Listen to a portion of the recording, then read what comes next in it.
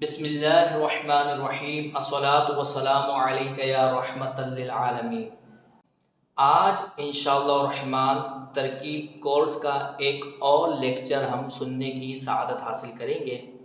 اس سے پہلے 6 لیکچرز کے اندر 14 قواعد بیان کیے جا چکے جملہ اسمیہ کے۔ آج انشاءاللہ الرحمن قاعدہ نمبر 15 سے شروع کرتے ہیں۔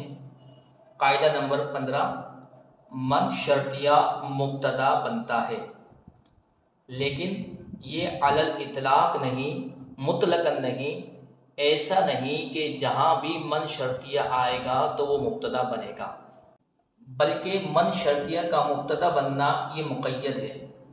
کس چیز سے مقید ہے؟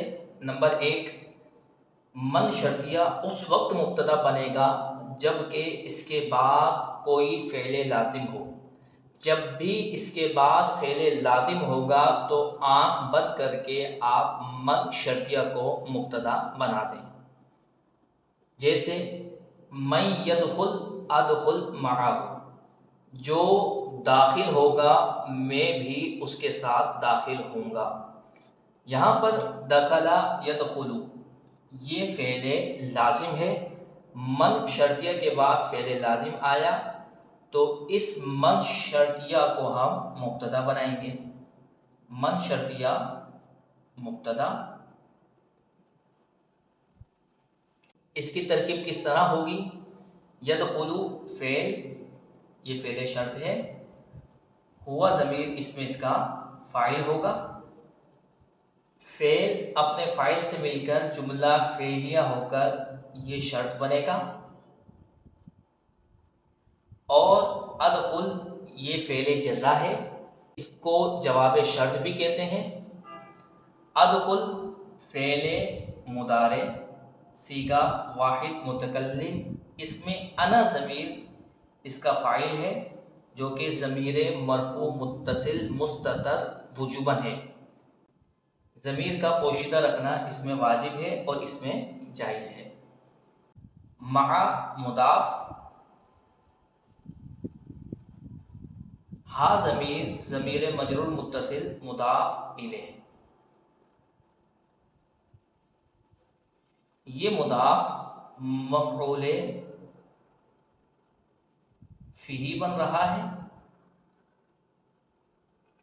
فعل اپنے فاعل اور مفعول فیہ سے مل کر جملہ فعلیہ ہو کر یہ جزا ہوگا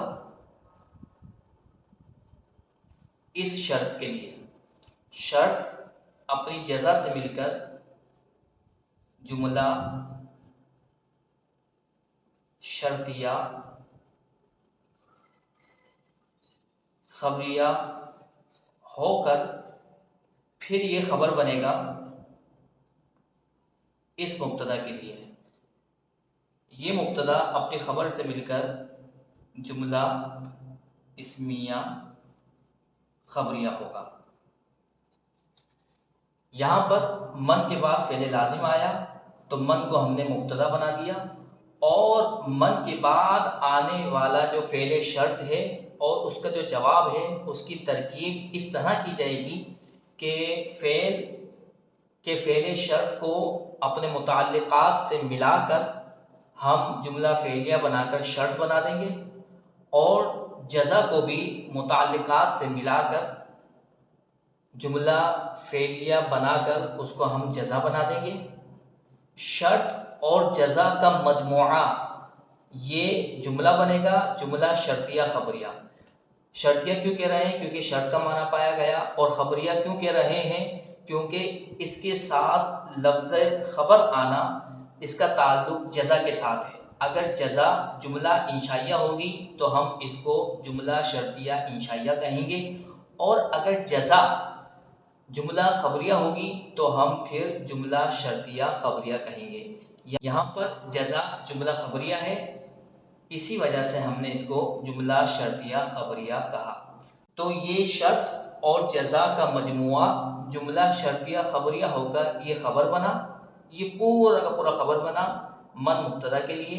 من مبتدا اپنی خبر سے مل کر جملہ اسمیہ خبریہ ہوا۔ تو ایک صورت تو من شرطیہ کے مبتدا بننے کی یہ ہے کہ من کے بعد فعل لازم ہو، اور دوسری صورت یہ ہے کہ من شرطیہ کے بعد آنے والا فعل متعدی ہو، لیکن اس فعل متعدی کا مفعول بھی موجود ہو، مفعول بھی مذکور ہو، مفعول بھی ذکر کیا گیا ہو۔ تو اس صورت میں بھی من شرطیہ مبتدا بنے گا، جیسے یہاں من شرطیہ کے بعد یعمل فعل ہے اور یہ فعل متعدی ہے، اور یہ ایسا فعل متعدی ہے کہ اس کا مفعول بھی موجود ہے، لہذا یہاں پر من شرطیہ مبتدا بنے گا۔ ترکیب کیسے ہوگی؟ من شرطیہ مبتدا، یعمل فعل، اس میں ہوا ضمیر اس کا فاعل، اور خیرن مفعول بھی۔ فعل اپنے فاعل مفعول بھی سے مل کر جملہ فعلیہ ہو کر یہ شرط بنے گا، اور یجد فعل، اس میں ہوا ضمیر اس کا فاعل، ثوابا مضاف مفعول بھی، ہا ضمیر مضاف الیہ کہہ کر اس کو ہم چھوڑ دیں گے۔ فعل اپنے فاعل اور مفعول بھی سے مل کر جملہ فعلیہ ہو کر یہ جزا بنے گا، شرط اور جزا مل کر جملہ فعلیہ شرطیہ خبریہ ہو کر پھر یہ خبر بنیں گے۔ اس مبتدا کے لیے من مبتدا اپنی خبر سے مل کر جملہ اسمیہ خبریہ ہوگا۔ تو خلاصہ کیا نکلا؟ من شرطیہ مبتدا بنے گا جبکہ اس کے بعد فعل لازم ہو یا ایسا فعل متعدی ہو جس کا مفعول بھی موجود ہو، اور اگر یہ دونوں صورتیں نہ ہوں، یعنی من شرطیہ کے بعد فعل لازم نہ ہو یا فعل متعدی ہو لیکن اس کا مفعول بھی موجود نہ ہو، تو اگر یہ دونوں صورتیں نہ ہوں تو پھر من شرطیہ مبتدا نہیں بنے گا بلکہ مفعول بھی مقدم بنے گا اپنے بعد آنے والے فعل کے لیے، یعنی فعل شرط کے لیے، جیسے من یضرب اضرب ہو، جس کو وہ مارے گا، اضرب ہو میں بھی اس کو ماروں گا۔ من شرطیہ ہے، اس کے بعد یہ فعل متعدی آیا لیکن اس کا مفعول بھی ذکر نہیں، موجود نہیں، تو ہم اس من شرطیہ کو مفعول بھی مقدم بنائیں گے۔ یضرب میں ہوا ضمیر اس کا فاعل ہوگا۔ ترکیب کیسے ہوگی؟ من شرطیہ مفعول بھی مقدم، یضرب فعل، ہوا ضمیر اس میں اس کا فاعل، فعل اپنے فاعل اور مفعول بھی مقدم سے مل کر جملہ فعلیہ ہو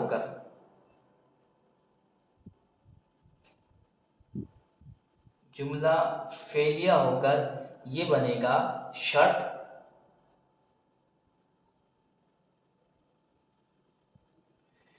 کسی کے ذہن میں یہ سوال آ سکتا ہے کہ یہ جملہ تو من شرطیہ سے شروع ہو رہا ہے اور من اسم ہے، تو لہذا یہ جملہ تو اسم سے شروع ہو رہا ہے تو اس کو جملہ اسمیہ ہونا چاہیے تھا۔ ایسا نہیں ہے، یہاں پر مفعول بھی اگرچہ لفظاً مقدم ہے لیکن رتبتاً اس کا مقام فعل کے بعد ہوتا ہے، اگرچہ لفظوں میں یہ مقدم ہے لیکن رتبتاً اس کو مؤخر ہی سمجھا جائے گا اور اس کی حیثیت تقدم والی نہیں ہوگی، اس حیثیت سے اس کی ترکیب نہیں کی جائے گی بلکہ اس کو مؤخر فرض کیا جائے گا اور یہ سمجھا جائے گا کہ جملے کی ابتدا یضرب فعل سے ہو رہی ہے، جبکہ اضرب یہ فعل ہے اور اس میں انا ضمیر اس کا فاعل ہے اور یہ ہا ضمیر مفعول بھی ہے۔ فعل اپنے فاعل اور مفعول بھی سے مل کر جملہ فعلیہ خبریہ ہو کر یہ بنے گا جزا،